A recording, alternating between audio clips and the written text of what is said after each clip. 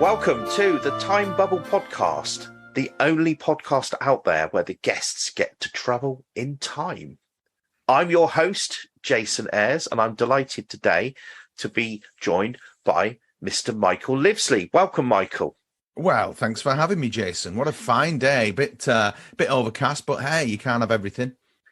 Yes, it's a bit blustery here. I was thinking I might have had to move to a different room to record this because the wind howls through the eaves here, almost nice. in a sort of horror film style when the wind blows hard. Oh, I love it. Makes me go to sleep. It's nice. I love a bit of sort of howling gale. Yeah, it gets you off to sleep very nicely. Indeed. So Michael is an actor, a comedian, a singer, a writer, a composer, and in fact, he composed that piece of music you heard at the start of the show, especially for me. So thank you for that. I'm glad you like it. You're very welcome. So you are a man of many talents. I mean, that's 5 that I listed there, but you do a lot of other things. Yeah, I suppose that's being a child who was allowed to grow like a weed, as the saying goes. I just sort of do what I want to, which is it's a nice way to approach life, really. That sounds like an excellent philosophy for life.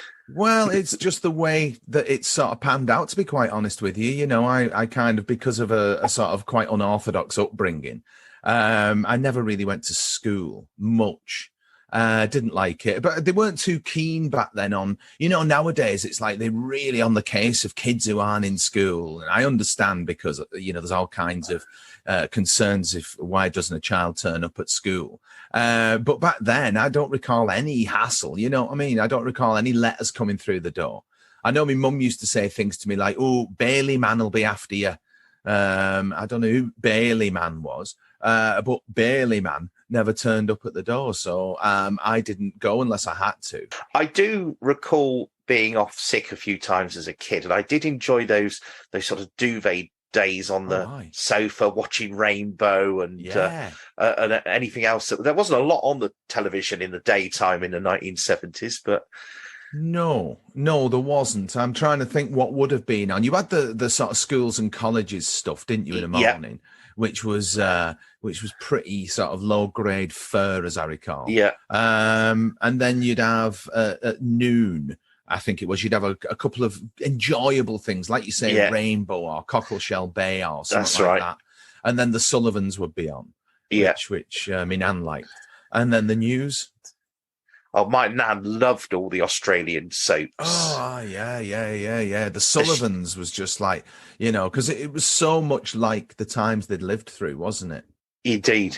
It's set in World War II. They had their demographic nailed, as they say these days. Exactly. Okay. Well, to get on with the show, I'll just briefly explain the format for any new listeners. We ask you about 3 days of your life that you would like to potentially go back and revisit for any reason you like, be they good or bad. We've had lots of different responses to those questions on the show. And then we've got a couple of bonus questions at the end, which we'll come on to. So what's the first day of your life that you would like to revisit? Well, thinking about this, I mean, it brings into question, so you're the time bubble. This is the time bubble. And it's kind of like, are time and space fundamental, or are they constructs created by consciousness as a framework through which we can categorize and assimilate this experience? So that's the thing that sort of, I ended up thinking about that quite a bit and didn't put too much emphasis on the days I'd revisit. So sorry about that. No, that one had me going for a good few hours. It's quite interesting when you put it that way, because a lot of the measures that we use for everything are purely from a desire to measure the world around us and make sense of it. So an hour or a minute or a year is obvious because it's how long it takes to go around the sun. And then we've sort of divided that up into the best way we can, but it doesn't fit evenly, obviously, which is why we have leap years and such like. Well, yes. But we all live our lives to some degree by the constricts of time and the natural lifespan. don't we? And Well, it's the Dave Allen routine, isn't it? Yeah. You know what I mean? You get up by the clock, you go to work by the clock, you eat by the clock, you sleep by a clock. And then when you retire, what do they give you? A fucking clock. You know, so we are bound by those constraints, obviously, and that's experientially what we perceive. And we all watch the clock. So I suppose getting away from the sort of airy-fairy stuff. Yeah. I would have to say that the one of the days I return to the most psychologically, if I'm thinking about coziness and niceness, it's got to be my 9th birthday. I think it was my 9th birthday. Yes, it was my 9th birthday, which was the 23rd of November, 1981. Okay. Because that was the day I discovered Doctor Who. Now there'd been a sort of few flickers. I was much more. We were an ITV household, you know. Listeners to the podcast that do nice things will know that there's a very sort of one of the colours we nailed to the mast very early on with that is that Paul is very much the sort of Protestant side of things, and so they were a BBC household, whereas we, being Catholic, we're very much an ITV household. So there is that sort of Granada land, BBC Northwest divide that's in there. Yeah, so BBC wasn't much in our lives. Until I watched your podcast and heard you say that, I had no idea that there was that divide because we don't have that. Not. I mean, it's just the way that we sort of, you know, we've compared and contrasted our life experience, and there are various sort of lines drawn that, you know, some of which are tribal and some of which are you know, what's the word, I can't think of the word, it's the word for a religious divide and I can't think what it is. I never can think what it is. Is it partisan? Is that the word? No, it's not partisan. It's sort of, it applies to the conflict in Northern Ireland. Not that was, but you know, our side of the street was Catholic, the other side of the street was Protestant. So there was that kind of sectarian is the word I was looking for. So sectarian is sort of like, so we sort of look at it in a humorous way because, you know, historically when we were growing up, it wasn't at all funny, the sectarian divide, and to a great extent now, I think that world has ended. But, you know, I mean, we would close the curtains when the Protestant church were doing their walking days, you know, and when our church was doing our walking days, they'd close their curtains and stuff like that, you know, so you couldn't be, you wouldn't gaze upon the opposition as such. It was all a bit silly, you know, but there are certain things, things that are unique to my experience as a child, and there are certain that are unique to his. Certainly when you say November 1981 and being 9, that is quite late to discover Doctor Who, probably for the reasons you mentioned, and especially on its anniversary, you know, November 23rd being its anniversary too. So the reason I love it so much is because, I would, being you know, we were poor, so I was one of them kids who got the free bus pass and the free dinner ticket and all that business, you know what I mean? Yes. But when I was a kid, I would sell my bus pass to another kid. I think the bus was the number 1 or the 320 bus which went past our school in Ashton in Makerfield, St Edmund Arrowsmith. That bus, to get to where I lived, it was 15 pence. So I would sell my bus ticket to another kid for 10 pence, with which I was able to buy a 5p bag of crisps and some assorted penny bits and bobs. But I didn't mind the walk, really. It was probably I'd say about 2.5 miles or something like that. Yeah. But I quite liked the walk because it was all over farmland and woodland, and there was disused railway lines. So in my memory, November the 23rd, 1981, I was quite a sort of fanciful child. It was grown into quite a fanciful adult, at least physically. And I was always thinking there were bloody elves and elementals hidden in the hedgerows and stuff like that, and any little noise was this and that. And I liked the wildlife, you know. I liked to be walking home amongst sort of, you know, watching, because there were quite a few ponds where I grew up. The ponds were all flooded pits. So once they closed, because there were 19 pits in Haydock and Ashton and Makerfield where I grew up. So once those pits were closed down in the 40s, You know, they were all allowed to flood, and then they turned into little fishing ponds, you know. So you'd be walking past those and walking past farmers' fields and many hedgerows and stuff like that. And if you knew the landscape, I didn't need to hit tarmac for about 2 miles of that walk. So I could go on this nice ramble, which, you know, in winter, you've got the occasional sort of orange industrial lamp that's shining at the sort of the little industrial units along the way. And a sort of, if you think about the haze that surrounds those kinds of lamps on a winter's evening, you know, with the sort of the moisture in the air and the fog and stuff like that. So I've got all that going on. And that walk, I still sort of think of the seasonal fluctuations in that walk, you know, even insofar as the frogs, you know. You'd be thinking when you were watching the frogs hopping around in the autumn, you were like, oh, well, I sort of remember mucking about with a stick in the pond when they were all tadpoles and flicking frog spawn at Carl Latham and stuff like that, you know. So there was kind of, so before I even get to arriving home, you know, I had this sort of little bit of, you know, I used to read Tolkien as a kid, so it was kind of like all these things promised all kinds of wonder behind the, you know, the briar thicket of the hedgerow and the field being ploughed up. And the great thing about where I grew up is all the fields were originally Victorian middens. You know what a midden is? So it was the sort of the old, what they had a bloody brick building in the backyard. They chucked all the rubbish in, and then somebody'd come round every week and empty the midden. And then they'd all get dumped, and then 100 years later, they were farmers' fields. And so every autumn when they were ploughed, you could walk along the furrows and there'd be old bottles turning up and old bits of pottery and stuff like that. So you know, when I was forced, it got a bit trickier at secondary school. I had to go to secondary school, which I wasn't very pleased about. But it was sort of, I had this walk to do, which was kind of like still the landscape that I occupied as a child, really. So I was able to, you know, 2.5, 3 miles was a long way. You know, in Jabberwocky, when they're talking, Warren Mitchell and Michael Palin are talking about, he's like, oh, I went to such a village. Oh, how far is that? Oh, a good 8 miles. And it's like, oh, I'd like to travel one day. You know, so it was kind of like 3 miles was a long, long way. So I had that walk. So this memory, like I say, again, time and space consciousness, I'm not, you know, these memories are concertinaed as such. It's not particularly this one day. It's many days that. But you associate still the essence. You associate the memory of that general experience with this particular. Very much so. Yes, very particular much day. So. And there'd always be an old bloke you'd bump into along the way. You know, it's kind of like the hero's story. You know, you bump into the wise old man.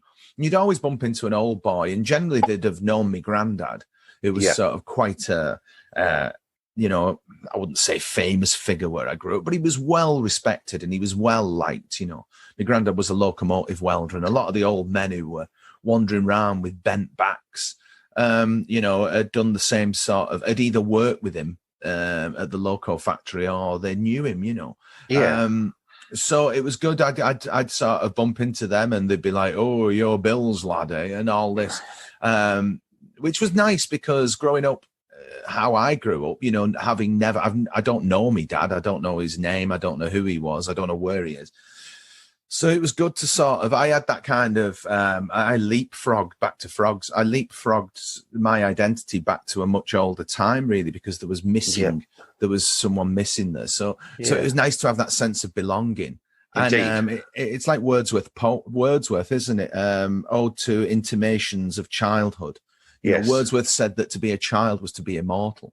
Because you're experiencing everything for the first time. You know, he mentions waterfalls and glades in the poem and how he sees them now, and it's like, it's a waterfall, whatever. I think as we grow older, we become sort of jaded to some extent because nothing's new. Okay, so you got home from your walk. And then what happened? So it's great, isn't it? Again, like I say, being a child, you know, you can remember the shape and the colour of everyone's house, can't you, on the street you grew up in? You know, now it's just like, there's some houses around mine. But back then you sort of knew them all. So the walk would end when I would cross the East Lancs Road, and then I'd get onto our little council estate. And I'd walk down Wycliffe Road, I'd walk round the corner, and there I was in James Road. So I'd get to the house Again, you know, the fence my granddad put up and all that stuff. So all that's important to the memory, because it's that continuum, isn't it?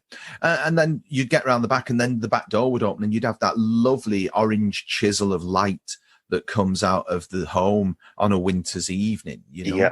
The fire would be lit and stuff like that. And it was my birthday, so it was like, hooray. And I sat down and watched, I don't know why, but for some reason, I think I'd seen a trailer for the Five Faces of Doctor Who.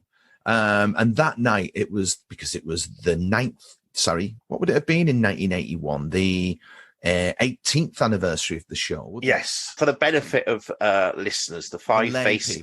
Yes, the Five Faces of Doctor Who. In between Tom Baker and Peter Davison, they had a run of repeats on weekday evenings for about a month before Peter Davison took over. Because Tom had been the Doctor for 7 years, and a lot of kids wouldn't be aware of the concept of him changing. And they, I mean, I'd been watching since the end of Jon Pertwee, but I wasn't really aware of the first two Doctors. And what they did over 4 to 5 weeks was show a story from each of the old Doctors. And for many of us, I mean, I was 11 years old at that time, we had never seen William Hartnell or Patrick Troughton before, so it was quite an event. I had no idea, you know. I mean, so it's kind of like, I didn't really know Doctor Who. I know I'd seen snippets of it in people's houses and stuff over the years, but like I say, I was more of a like Buck Rogers and Metal Mickey and all those other things that were on Saturday tea time. We were an ITV household, so I wasn't really aware of the concept. And then, you know, the Three Doctors was on that evening, so I'd sat down, I had birthday presents, obviously, cards, stuff like that. And it's important that I contextualize the sort of ephemeral vibe around this, because that's how my memory, that's how everybody's memory works. Possibly it's a kind of collage of experience, isn't it? It's not just, you know, oh yeah, it was a great day because it's the first time I saw Doctor Who. It's like, well, no, it's not just that. It's the belonging to the landscape that I grew up in. It's the belonging to the continuum of the community that I grew up in. It's the fire going. It's because it was my birthday. It's because I had, you know, chips, marrowfat peas and sausage with bread and butter and a glass of Vimto on my knee. You know, it's all very those nice things. It was a special birthday tea. You know, so it was all of those things. And then the Three Doctors came on. So, you know, the howl around, the colours of it. And to be honest with you, I was absolutely transfixed by the television. So first of all, it took me a little while to get used to Worzel Gummidge, you know, not being Worzel and being serious. It was like, why is Worzel being all serious? It's like, so, okay, I get onto it. But there's also, again, I go back to this sort of this lack of a father figure in my life. I think that the way Doctor Who worked back then is it was a sort of like, it was the sort of older male putting their arm around you and saying it's all going to be all right. So I think with three of these in one hit, you know, three is a sort of, I suppose, a bit of a patriarch, isn't it? In that, but it was just, and the relationship between Troughton and Pertwee. And then I learned later on that they had very different philosophies when it comes to acting. You know, Pertwee was like, well, you know, completely off book and straight and knowing his lines and all that. Whereas Troughton, they'd do a take and he'd sort of, you know, Pertwee, the cameras would go off and he'd be like, well, they weren't the lines. Have you learned the lines? And Troughton's reply was always like, oh, I've learned them around the edges. You know, and I just love that because it adds that spontaneity to his performance style, which I think is a critical aspect of performers. There's got to be that, you know, it's got to live and breathe. But so it was a combination. The Doctor Who factor is quite incidental, but you know, when it went off with those red, the howl around. That's my favourite. That is my favourite Doctor Who title sequence. Beautiful thing. And I kind of, in my head, it was like, so it was fire and the fire was going and the lamps on the industrial estates. And the sort of something about, you know, I'm getting a bit Jilly Goulding, is it, who tastes wine and bonfires in winter. Yes. You know, and it's all that sort of thing. So it's, I always was being a winter child. I always had more affinity with that season, but thankfully that's changed as I've gone through life, you know. And I like life. you know. Yeah. I love all the seasons. The seasons are one of those great things, particularly living in these isles, because we have a bit of everything, and we are defined by those seasons, arguably more so than we are by the rigid structure of the calendar. Yeah, well, I fathomed out only recently in my, seeing as I wouldn't be classed as a youth anymore. But it's only recently I realised why I had such sort of, enmity towards summer, and that was because we never went on holidays and stuff like that because we were poor. Yeah. So that meant that when I went back into school after summer or wherever it would be, and everyone would be going on about I've gone to Spain and all this other business, and they'd all have tans and stuff like that, And I only realized recently, it's like, God, it's because you felt left out.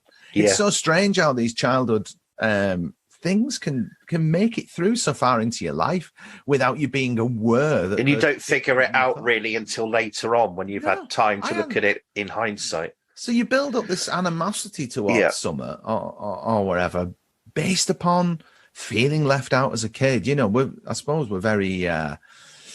They're essentially quite easy to figure out, aren't we? When we boil it down. But so that's all it was really. It was stuff like that. So winter was where it was at, and that's a day. That's a day I'd love to return to that day. And it's a day.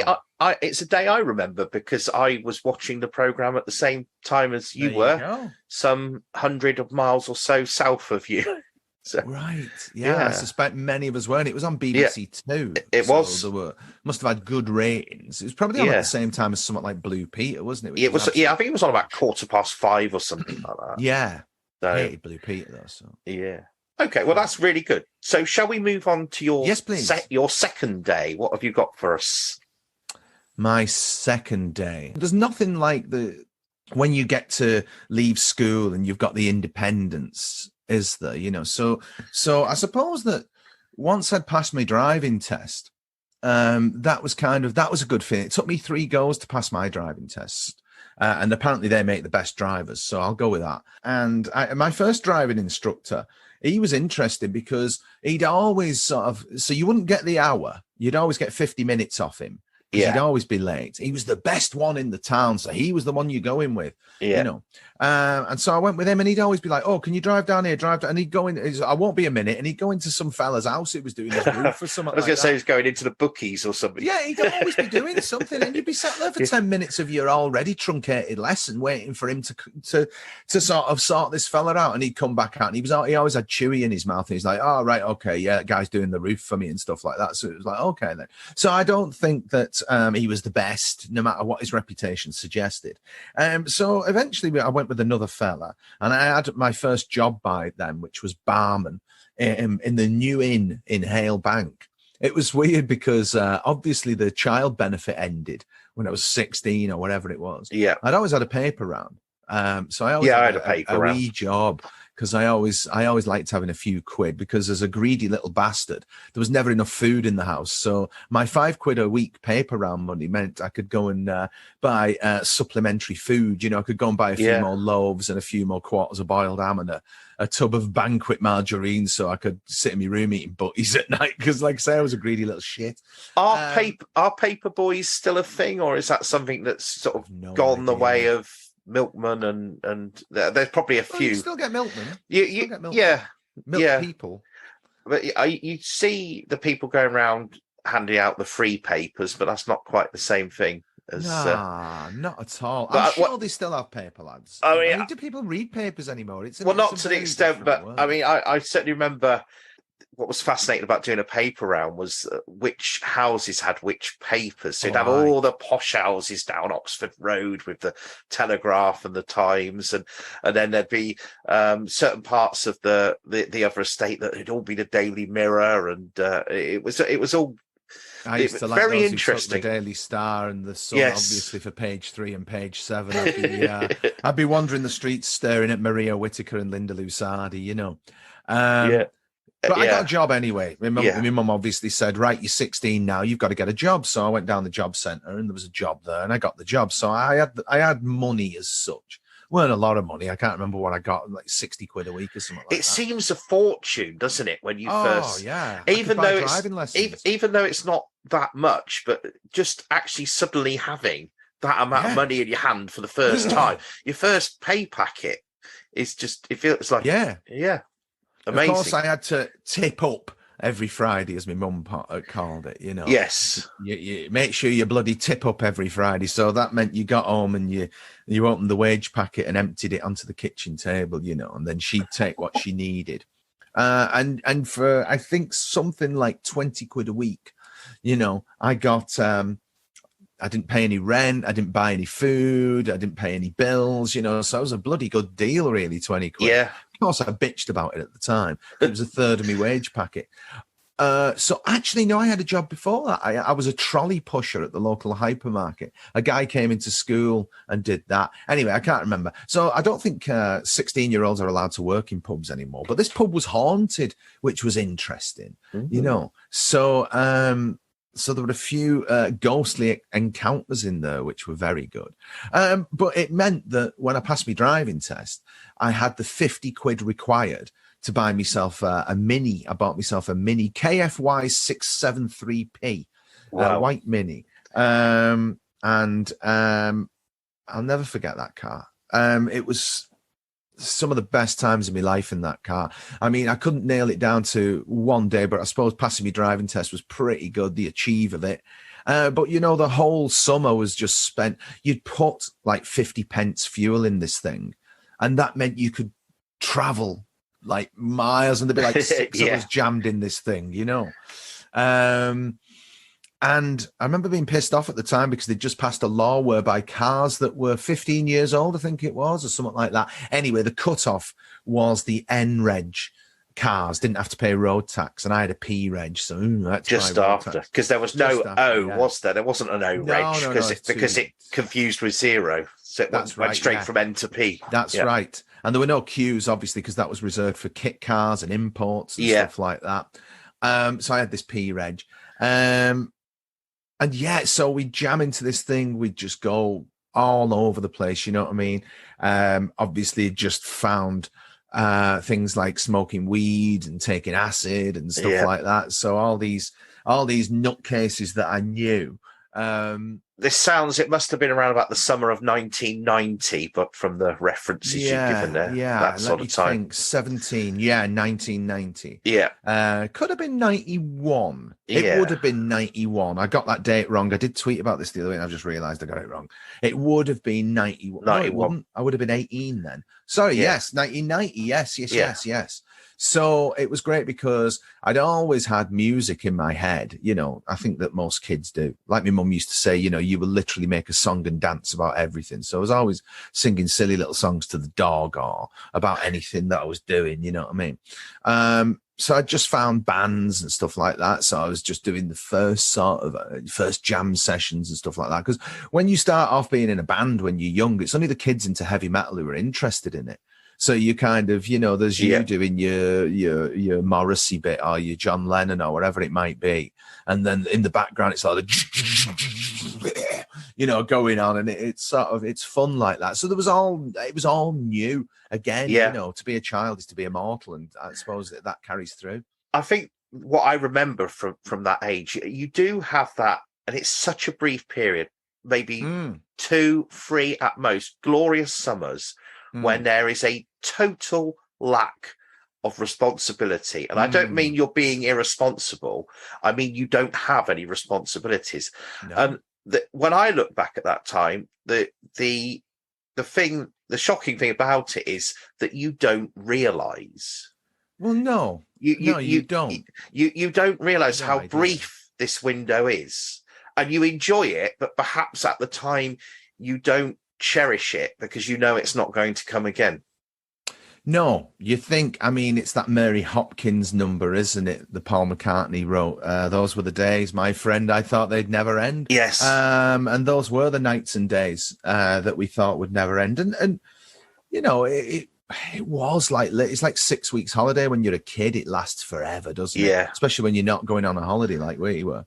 But these things these things do pass by in the blink of an eye. I mean, that's the trouble. How do you hang on to something that's so nebulous as time?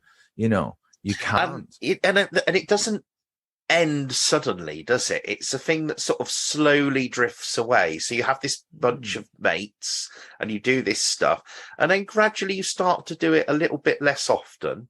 And then one day it's the last time, but you don't know it's the last time when it is the last time.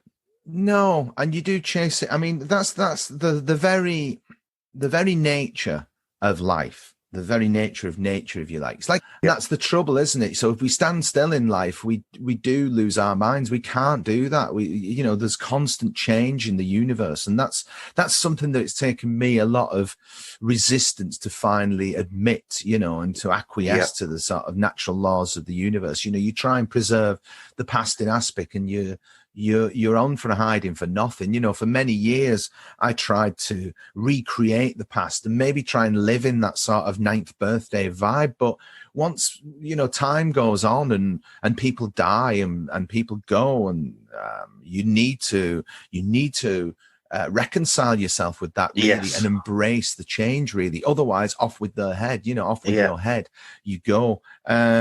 But that's the trouble, people. So again, with me not particularly understanding much about how to assimilate as an adult, how to grow up, how to be a member of society. Like you say, these days you're carrying on, the mini is trundling on, but it's not the same mini it was 18 months earlier. It's failed its MOT, and you need new tires, and things start falling apart, and your little group starts falling apart. People get proper jobs. I always remember I chased this girl all year in college when I was doing my A levels, and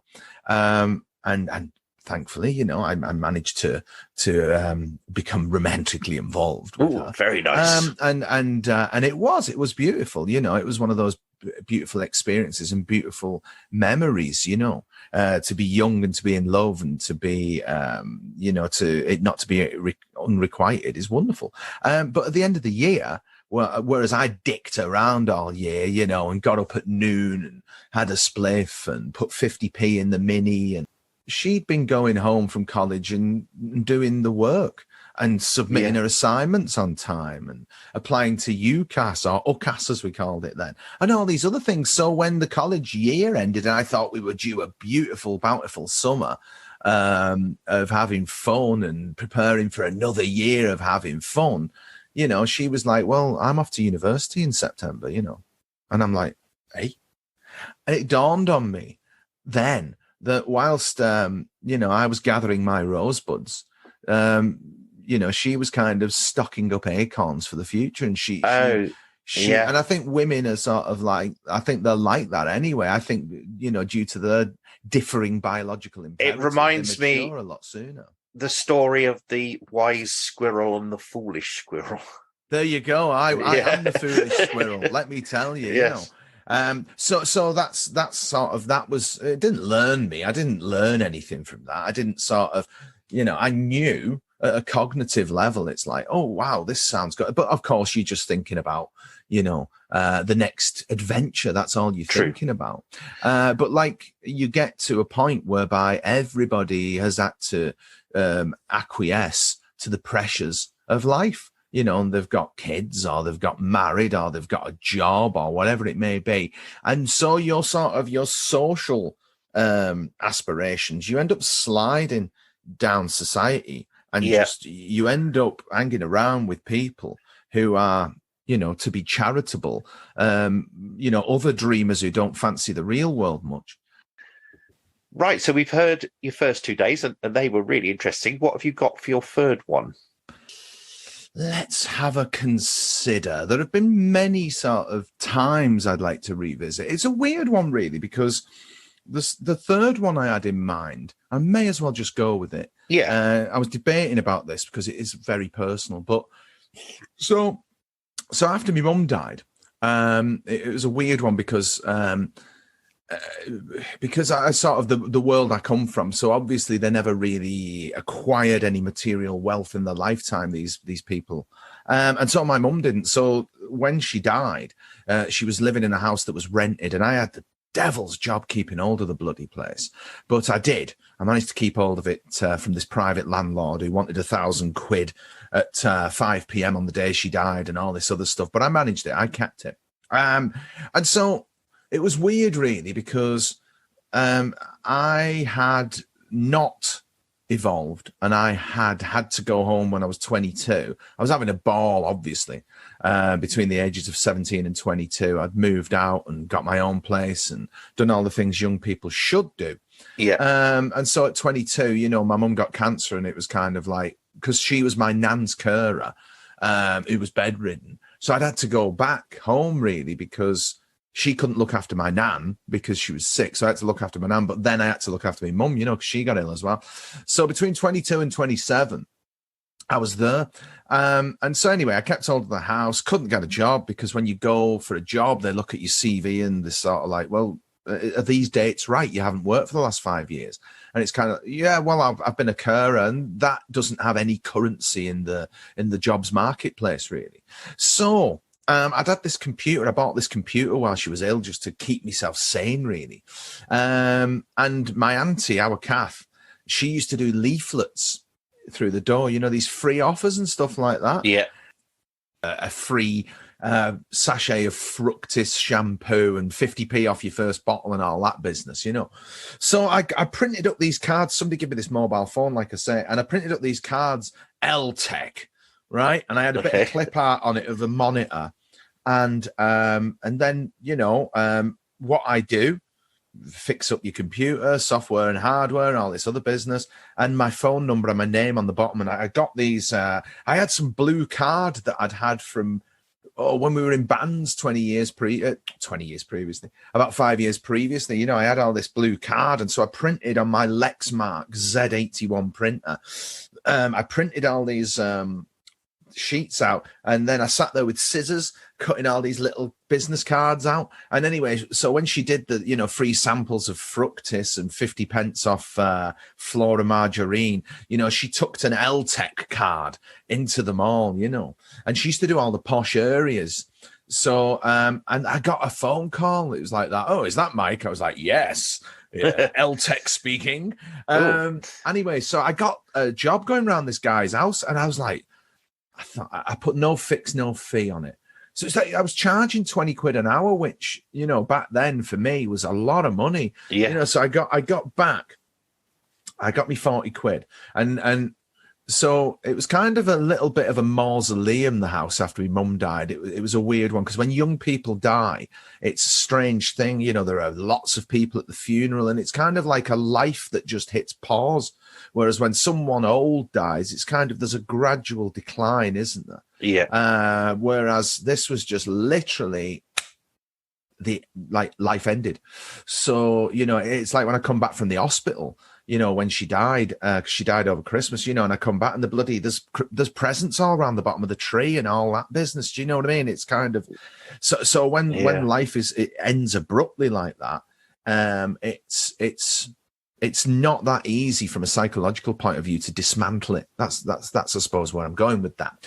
So I was living in this house, and it was her house, if you like, and I still had her dog, Polly the dog. So I had Polly the dog. So I come back anyway. I had 40 quid. I'd done this computer. I had 40 quid. It was the first bit of money I had of my own.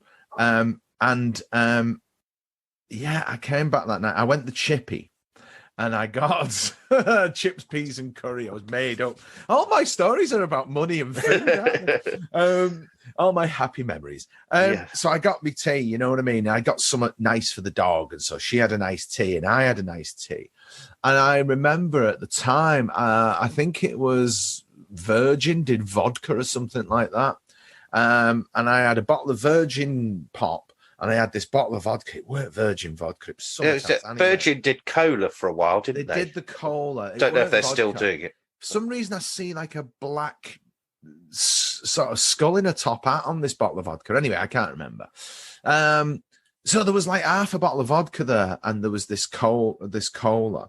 And So I'd had me what we call a mixture and curry up here, which is chips, peas, and curry. I'd had that, and I'd been treated to a lengthy diatribe about Greek politics by the chip shop owner, which I'd found quite interesting, because he was going on about Macedonia, and he was going on about, I think at the time we just had the war in Serbia or Bosnia, wherever it was. He knew all about it anyway. So he was telling me all about it because he was Greek. So I'd sort of had I'd earned some money. I'd been into a posh house, which is always nice.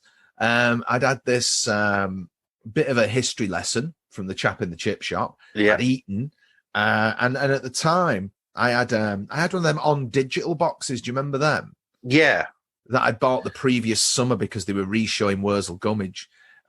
So I know that I'm 27 years of age, by the way, but you need things to keep you sane. I still love Worzel Gummidge. I've got all the DVDs here, and I think they're great. It was one of those things.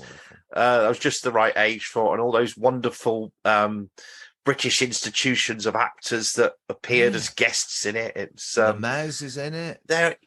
He was the Lemez was the butler or the bolter, as Worzel referred him to.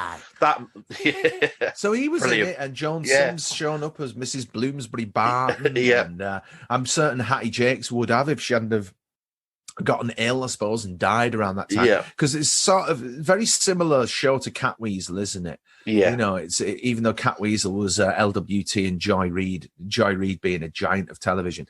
But I digress. So I had this on digital box, and a series started that evening, an old series called Erline with Roy Marsden, which is it's the story of Freddie Laker, really. That they repackaged Yorkshire Television. So for some reason that night, I drank this vodka. The dog was happy. I was happy. And for some reason, it was the first time in a long, long time I hadn't felt utterly shit, you know? And the relief was absolutely palpable. I wasn't pissed out of my mind. I'd only had a few drinks. So it weren't that I was completely drunk and I'd forgotten everything. It just... For some reason, it was the first time in a long time I'd felt all right. And that, again, is a cozy vibe, It's just a cozy feeling of safety and security and realising I'll be all right. Yeah. These are often watershed moments between two different phases that bridge the gap between what went before and what is to come, when we can sort of start to develop new ideas, new plans, and move forward again. Yeah, and the computer thing certainly did shape the next couple of years of my life, because I had a mate who was doing Microsoft certified qualifications. And I was in his house one night, and he had these big bloody boxes, full of textbooks. And I was like, what's that you're doing? And he said he was doing this. I was like, all right, okay. So he gave me the number of who it was. And I won't bore you with the long story. It's actually a funny story. But I met this salesman in a hotel on the Dock Road in Liverpool, one of those posh hotels, Trust House Forte. So he's probably got a conference room for the afternoon, and he's got a rolling schedule of people coming in for 30 minutes to sell them computer courses. Because at the time, the government had an initiative called career development loans. So this course was £2,000. It was 2,100 quid, actually. I remember it. So I got the career development loan. I wrote to I was on some benefit or other after my mum died. And I wrote to them, and I've still got the note they sent to me. Good luck with your course, because the way I am, I was like, best ask permission if I can do this. Anyway, so I did this course, and it was a 2-year course, they said. And I did this in 6 weeks because it weren't a 2-year course by any stretch of the imagination, No. So I did this Microsoft Office User Specialist, Mouse they were called, these qualifications. And I drove over to Newark in Nottinghamshire for the first one. And I used to go around. I picked up my cousin. She was only a kid. I picked her up from school one day because her mum couldn't get her. And I started the car up, the mini Metro that I had at the time, because we had to give the car back when my mum died, the sort of invalidity car, disability car, whatever. And I got this cheap mini Metro. And she got in the car and I started the engine and my tape of file, do this. You know me sort of recording how you do things so I could listen to it while I was driving around. And anyway, I drove to Newark for the first one. I didn't need to. I could do them round the corner. I found out after that. So anyway, I did this 2-year course, got it done in 6 weeks, applied for a job then as an IT trainer. Got that, so I was on £15,186 a year, which going from getting the odd 20 quid on LTech was a major step up. And then within 6 weeks of that, I had a job as an IT manager, so I was then all right. You know, I'd sort of managed to close the gap on. It's not what I would have chosen to have been doing with my life when I was in my late 20s, but at least I had a career and it paid very well. And then I was able to buy my first house. So I kind of got things on track. So you're quite right. That was a sort of a catalyzing, a polarizing event, really, that evening. Excellent. Okay, so we've got your 3 days. And now we've got 2 bonus questions. Ooh. So the first of which is, if you could step into someone else's shoes, past or present, anyone at all, and live a day of their life, who would you choose?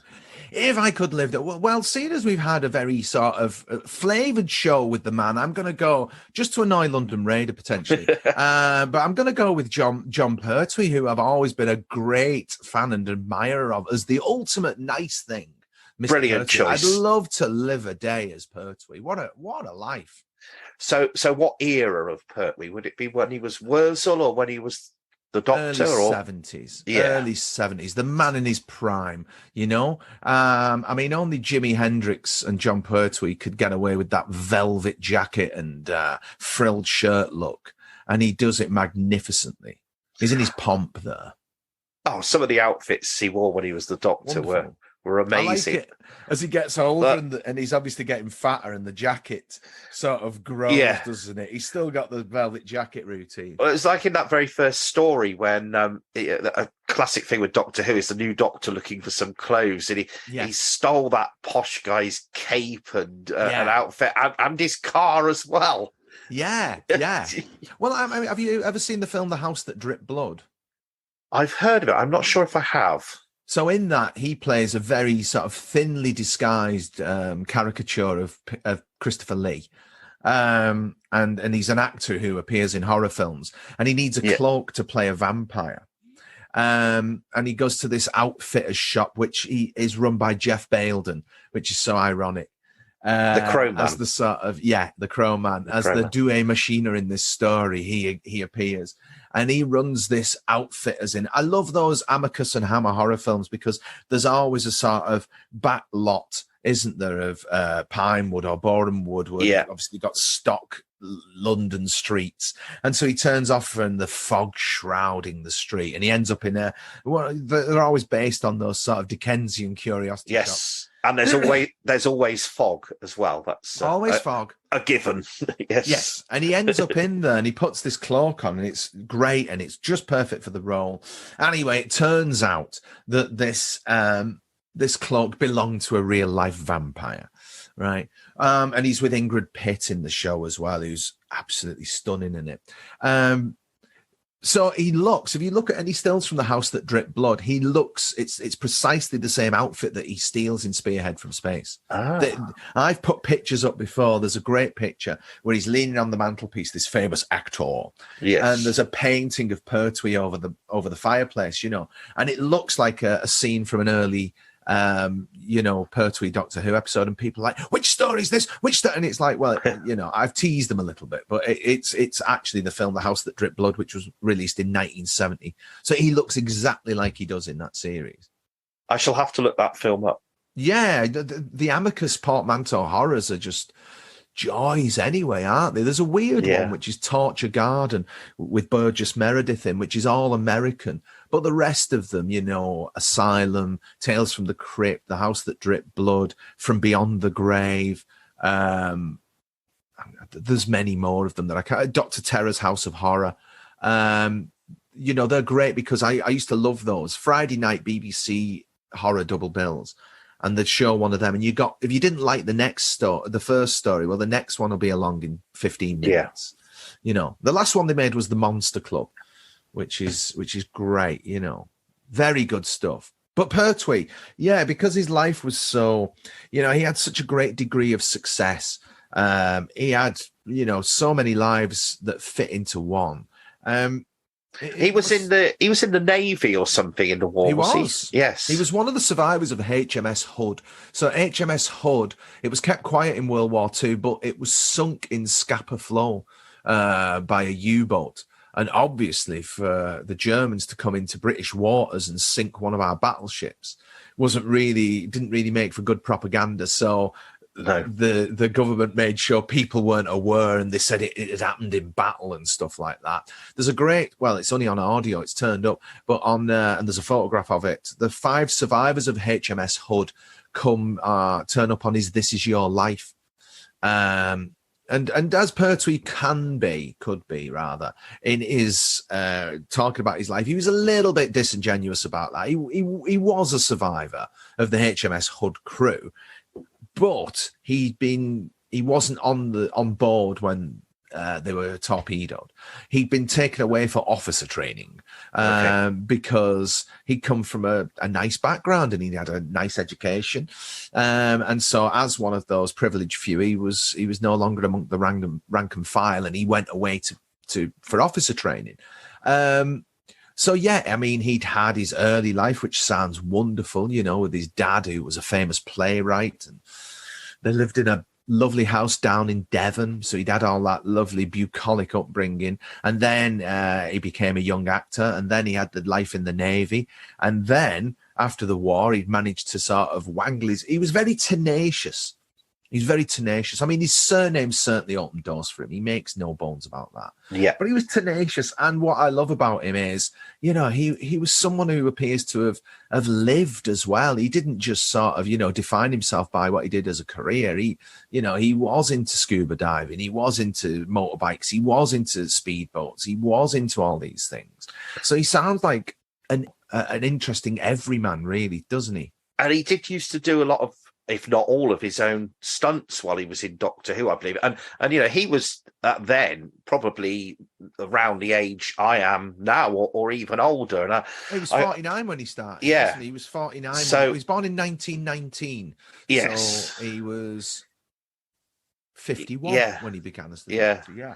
So he was a real actor. I couldn't imagine myself doing any sort of stunts like that. And his back was knackered, wasn't it, as well? I mean, I suppose it could potentially be. There's certain osteo conditions brought about by deep sea diving, isn't there? So maybe that had a part in it. I don't know, but I know Katie Manning tells stories about him being strapped to chairs in rehearsals because his back was so bad. Yeah, you know. But no, it's like, you know, he's one of those figures that we don't produce anymore, isn't he? You know, as I said in Doctor Who, he was like the patriarch. He was kind of reliable. And then he tried to get the Worzel Gummidge project off the ground. I love this aspect to him. Yeah. You know, he tried to get that project off the ground for, you know, 5 or 6 years. And the BBC rejected it. Thames rejected it. All these companies rejected it. And it finds a home in the perfect world at Southern Television with, you know, I mean, think about the pedigree of that show. You know, James Hill directing. Yes. You know, Lewis Rudd producing. Keith Waterhouse and Willis Hall churning out the scripts. Yeah. I mean, it's quite stunning. The cast as well. Jeff Bailden, Pertwee, Megs Jenkins, Norman Bird.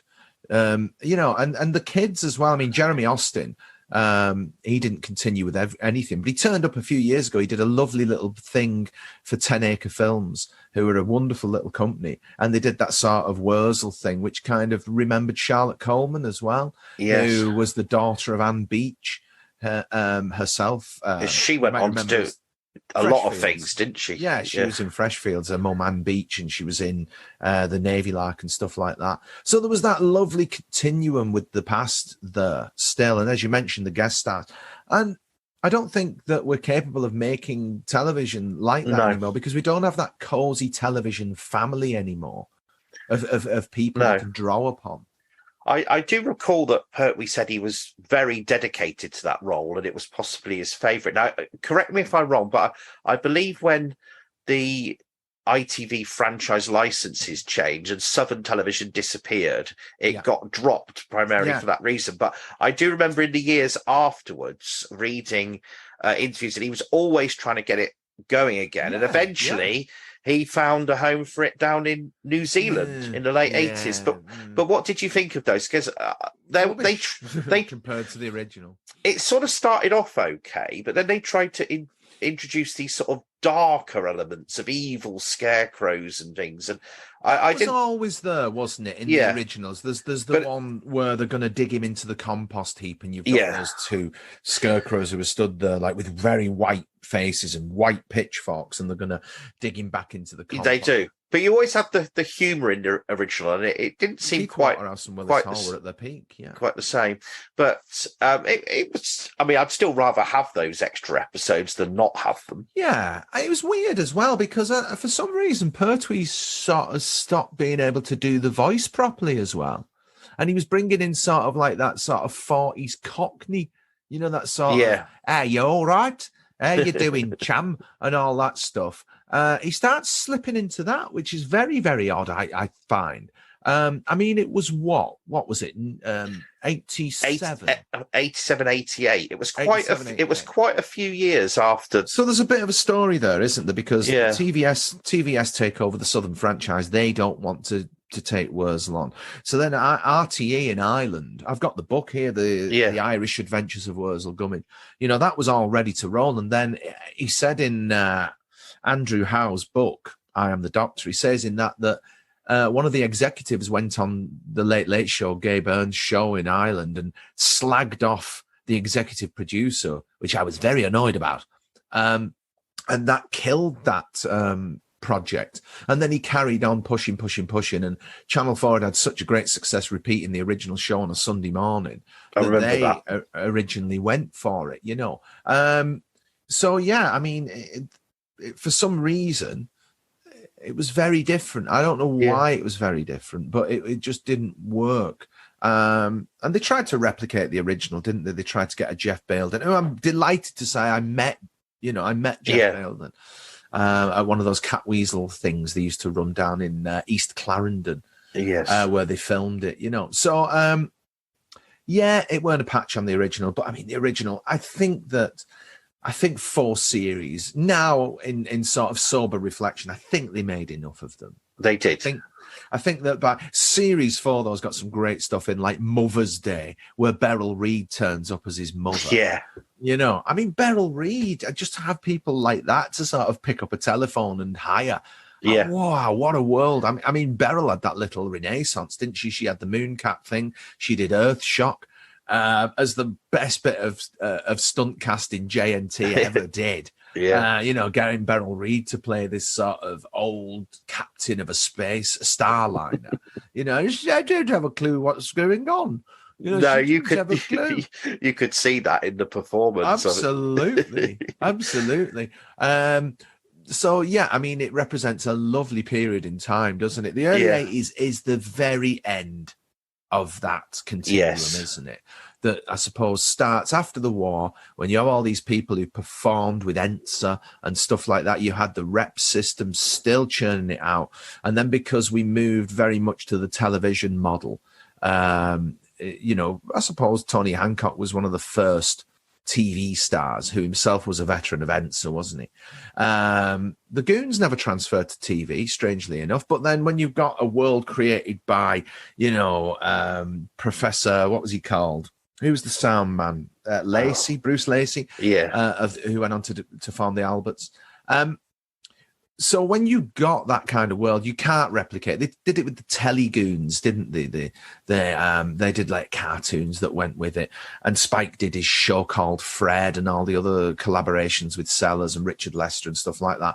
But television, they found out pretty quickly, works when it's grounded in reality, didn't they? So they've got Hancock coming in, but you had that wonderful system and this wonderful cast of people to draw upon, each of which had lived, and Pertwee certainly lived. Yes. And he lived, you know, a very interesting life. So So it's a shame that we've lost all that, but it will never return. No. As the Red Queen says, off with their heads. We can't preserve the past in aspic.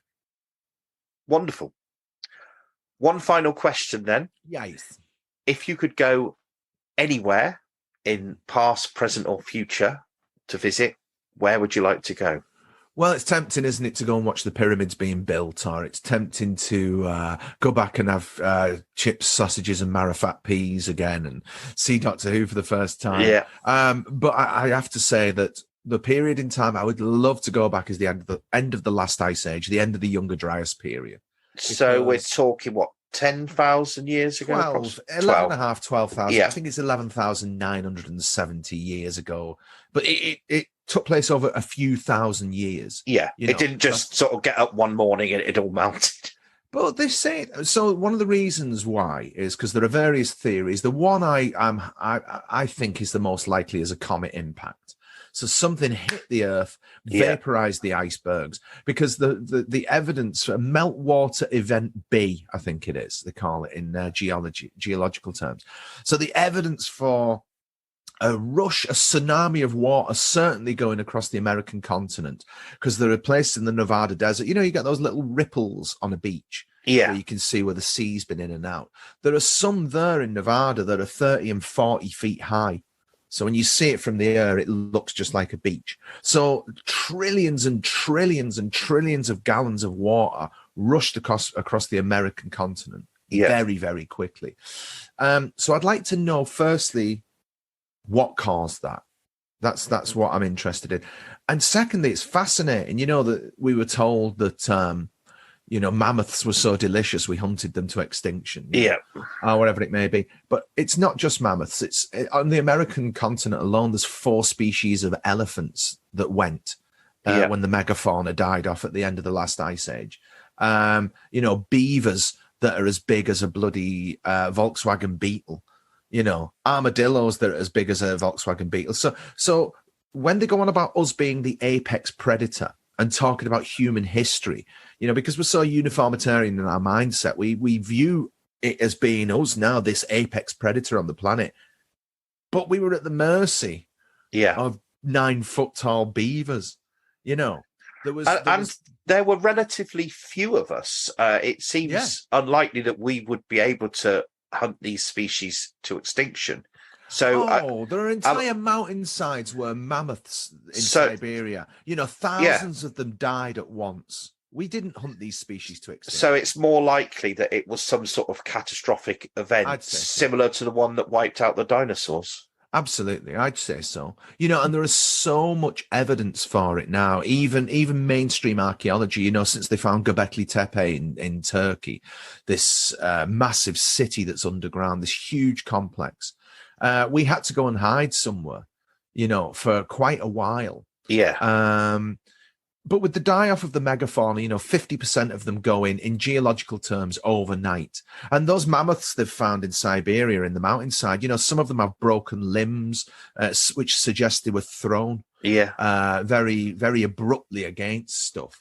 To observe it, you would need to be at a safe distance. I'd be in a spaceship. A spaceship, possibly, or something high up. Platform. But I mean, this is sort of there's so much of our history that is settled, they say, and then something else will turn up. I mean, in Egypt, the Wall of the Kings, which tells you everybody that ever ruled in Egypt, goes back like 40,000 years. It's not 2,500 BC. It goes way back. The Sphinx shows signs of water erosion on it.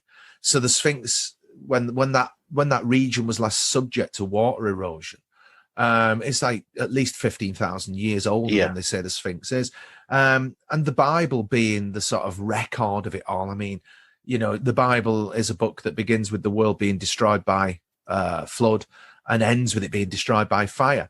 So, I would suggest that as far as civilization goes, we've had probably dozens of civilizations. And because humans like living next to water, we've always liked living next to water or coastlines because we get food, we can transport, whatever it may be.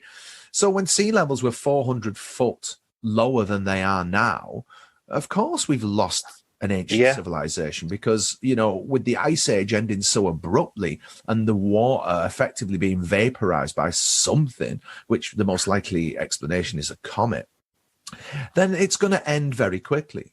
And I think the most likely, and this is where paradoxically what we call the New World, the Americas, I think was probably the old world. There's a lot of evidence to suggest that the Amazonian rainforest is an overgrown market garden, which is why you've got beech nut and coffee and all these things that grow in concentrated areas together.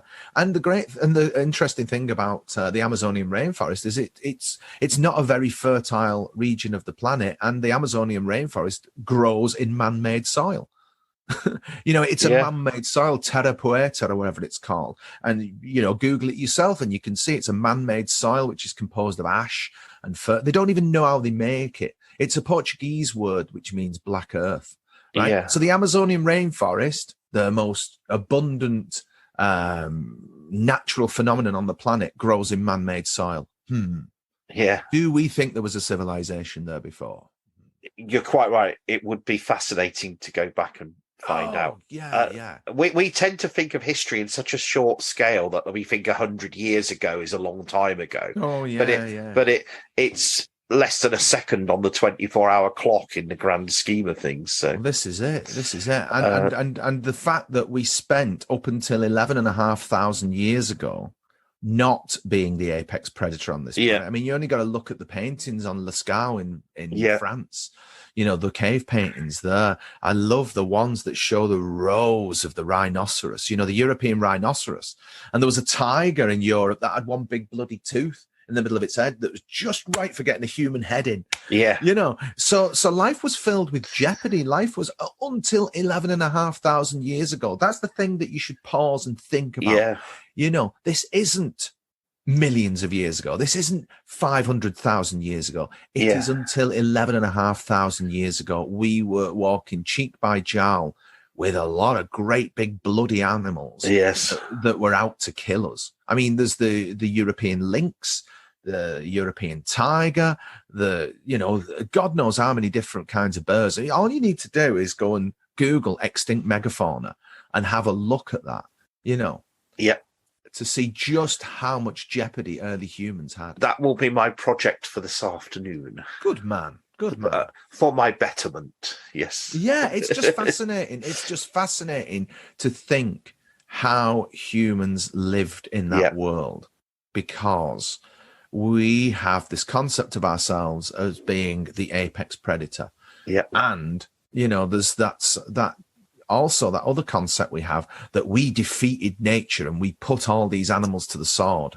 Not true. No. Something happened. 50% of megafauna died overnight. Okay. Well, this has been a fascinating chat. Good. Before we go, I always give guests the opportunity to promote anything that they're doing. And we haven't really mentioned it, but you might perhaps tell us about your Nice Things podcast. Nice Things. Yes, so the day job, certainly since COVID hit, has been to be a drama tutor, which I greatly enjoy. And so in the staff room, there's my desk here, and then to my right is Paul Carmichael's desk. And so it effectively started as us talking, the same usual rubbish that we talk all the time, sat at our desks. And one of the things we used to ask each other quite often is, you bought yourself any nice things this week? And that would refer to any, DVDs, books, old comics in my case, or guitars in my case, or whatever it is that I like to waste money on, and he likes to waste money on vinyl of things like the Web Planet, which is an absolute, it's just an insane concept in itself, which I like the idea of, and that's where it started really. And so Nice Things was born of us asking, do you got yourself any nice things this week? It's kind of a Pertwee nod again, because Pertwee used to say, learn the lines, take the money and buy yourself something nice at the end of the week. We can find that on YouTube, and you've done about a year's worth of episodes we've done now. 48. We've done 48 now. And And I've listened to everyone or watched everyone, and I look forward to it every week. So, well, that's great to hear. There are a lot of people who do enjoy it, and that's quite amazing, really. Some of the comments that people leave, it's just like, wow, you know, you do this little thing in your house that people around the world listen to and connect with, and it's lovely. It's really lovely to be in the business of spreading, you know, good vibes, really. Yeah. Thank you. Well, this has been great. I've really enjoyed having you on. And thanks for joining me, and see you again soon. Yeah, see you soon. Cheers, mate. Thanks. Bye.